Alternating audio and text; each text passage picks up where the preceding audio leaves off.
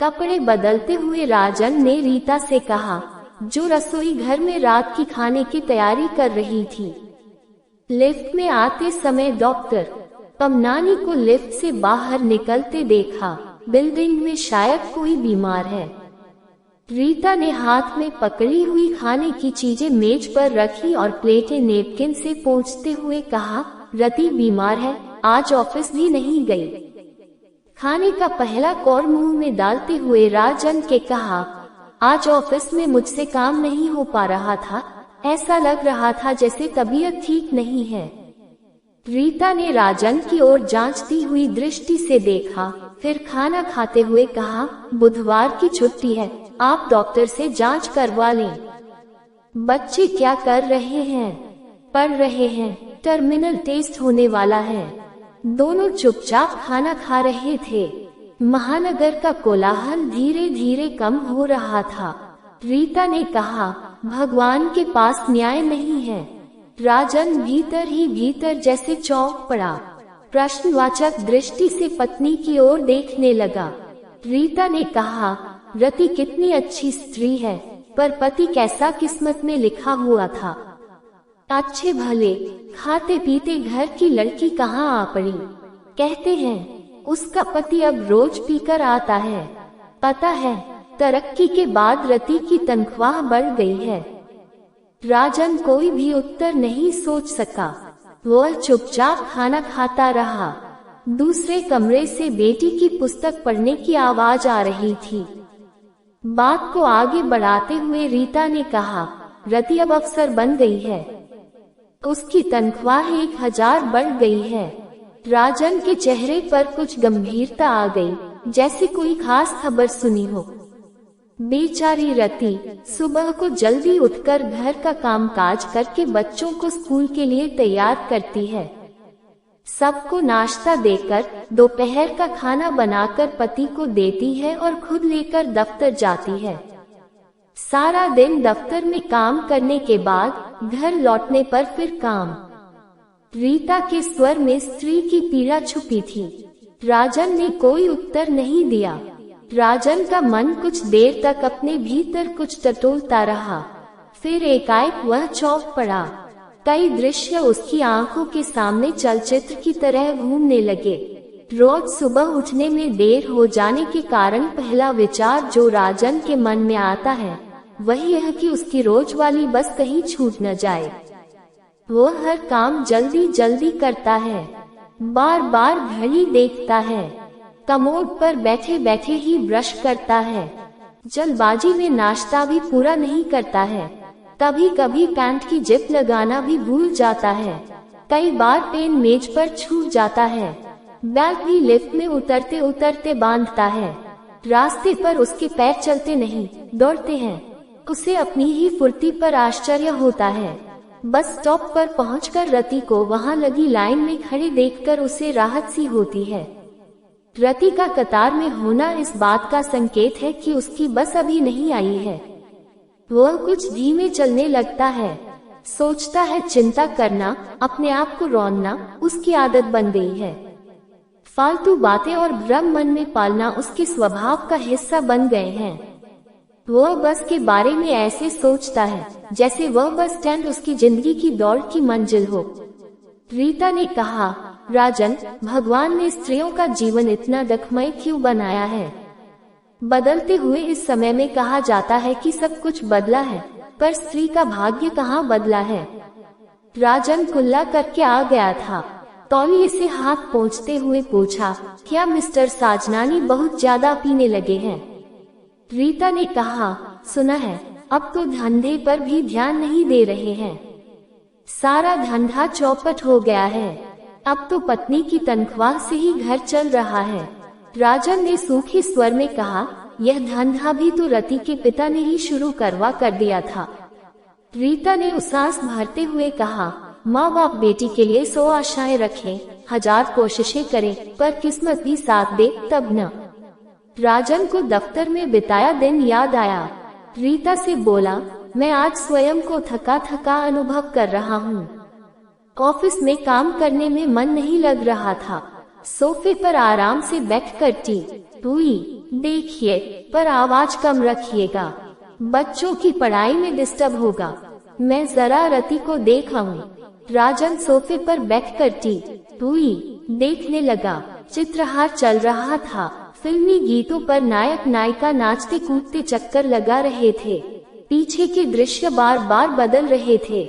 नायिका कभी साड़ी में, कभी सलवार कुर्ते में तो कभी जीन्स टी शर्ट में नाच रही थी। हमेशा की तरह आज भी यह कार्यक्रम राजन को बहला न सका। उसे लगा कि उसका मन उखड़ा उखड़ा है। हुई में नाचते लोग उसे मनुष्य न लगकर बैटरी से चलने वाले प्लास्टिक के खिलौने लग रहे थे। उसने उठकर हुई बंद कर दिया। वह सोचने लगा, इंसान की जिंदगी कितनी बेतुकी और थका देने वाली है। रोज रोज वही काम करने पड़ते हैं बिना किसी उद्देश्य के। जिंदगी का जैसे कोई अर्थ नहीं रह गया है। जीना जैसे एक आदत बन गई है। आज ऑफिस में काम करते समय उसका शरीर और आत्मा दोनों थके हुए थे। उसी समय रीता पास वाले घर से वापस आई। बोली, थोड़ी देर हो गई, टीवी क्यों बंद कर दिया? देखने में मजा नहीं आया। आप आज कुछ थके थके लग रहे हैं। मैं बच्चों को सुलाकर अपना बिस्तर ठीक कर आती हूँ। आप एस्प्रिन की गोली खाकर सोना, नींद आ जाएगी।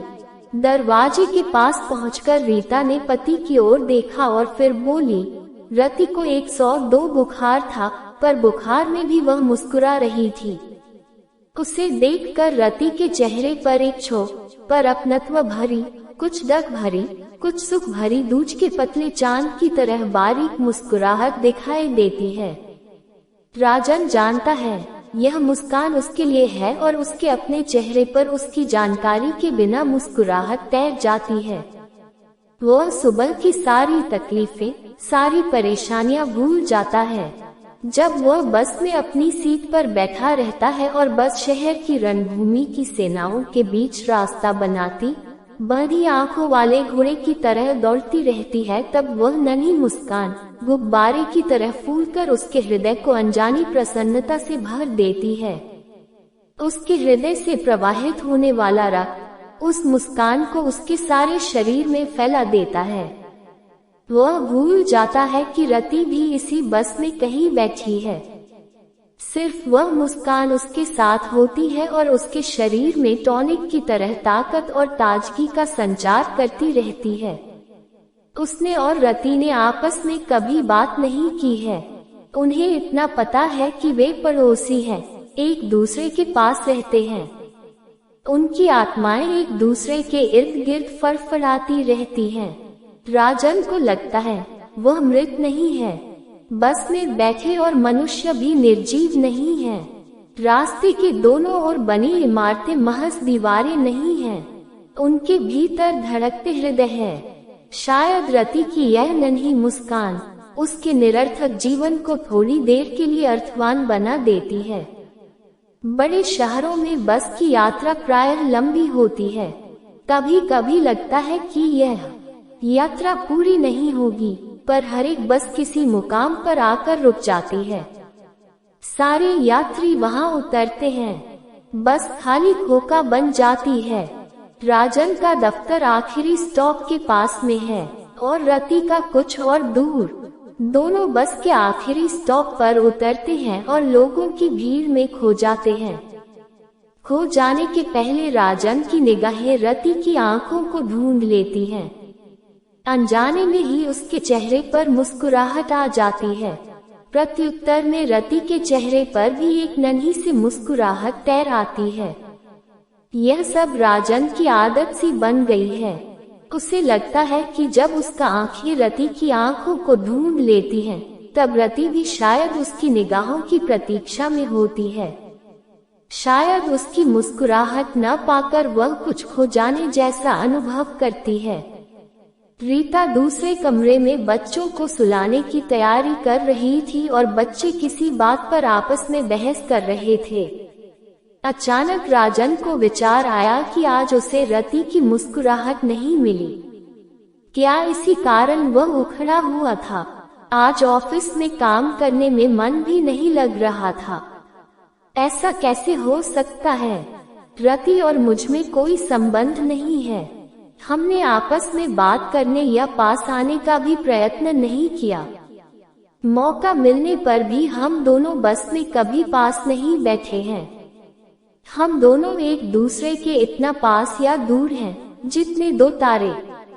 राजन ने स्वयं से पूछा, क्या यह सत्य हो सकता है कि वह मुस्कुराहट मुझे सारे दिन ताजगी देती है? सारा दिन मेरे चारों ओर उसका असर बना रहता है। उसी समय रीता कमरे में आई, बोली, मैंने बिस्तर बिछा दिया है। दोनों सोने के कमरे में आए। राजन ने रोज की तरह पलंग पर बैठते ही टेबल लैंप नहीं जलाया। रीता ने आश्चर्य से पूछा, क्या आज किताब नहीं पढ़ेंगे? राजन की आदत थी कि सोने से पहले वह कुछ देर तक कोई किताब या पत्रिका पढ़ता था। नहीं, उसने कहा और तकिए पर सिर रख लेट गया। बत्ती बुझाकर रीता राजन के पास लेट गई। बोली, रति को डॉक्टर कह गया है कि उसे हफ्ते भर तक ऑफिस नहीं जाना चाहिए। राजन अंधेरे में छत की ओर देखते हुए सोचने लगा कि इस सप्ताह रति की मुस्कुराहट पाए बिना उससे ऑफिस में काम कैसे होगा।